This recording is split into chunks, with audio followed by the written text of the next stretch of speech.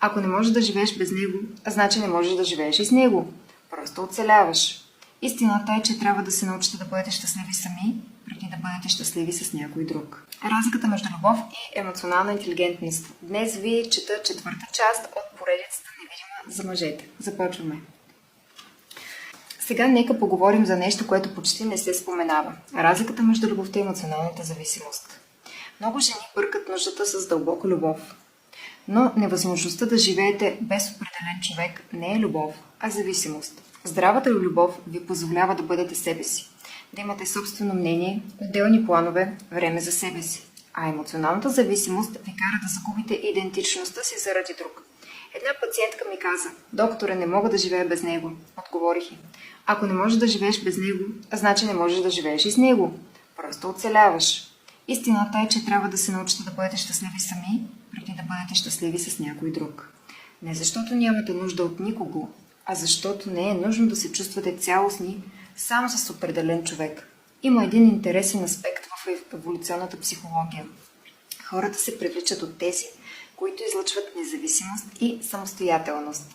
От гледна точка на оцеляването това има смисъл. Автономният партньор е по-ценен от зависимия.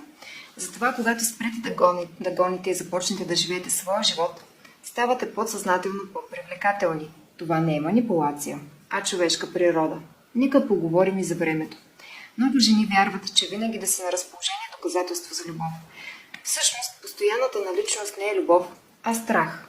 Ако във връзката времето ви винаги е свободно за другия, това не е любов, а страх от загуба. Мъж, който ви обича, ще цени времето ви и няма да го приема за даденост. Той ще планира с вас и ще ви интегрира в живота си. Няма да ви държи в отделна сфера. Има и тема, която някои не искат и да чуят. Ако той не ви представя на приятелите си, не ви включва в социалните си планове и пази връзката ви в тайна, то вие не сте негов партньор, а просто опция. Пример. Тя беше в такава връзка от 2 години. Той винаги имаше извинения. Приятелите ми няма да разберат. Семейството ми е сложно. Сега не е подходящият момент. Един ден тя ме попита: "Докторе, кога е подходящият момент?"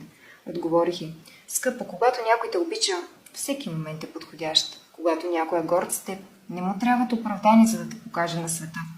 Този разговор промени живота й. Тя осъзна, че не приема пълна любов, а емоционални трохи дадени за удобство. Ето важният момент.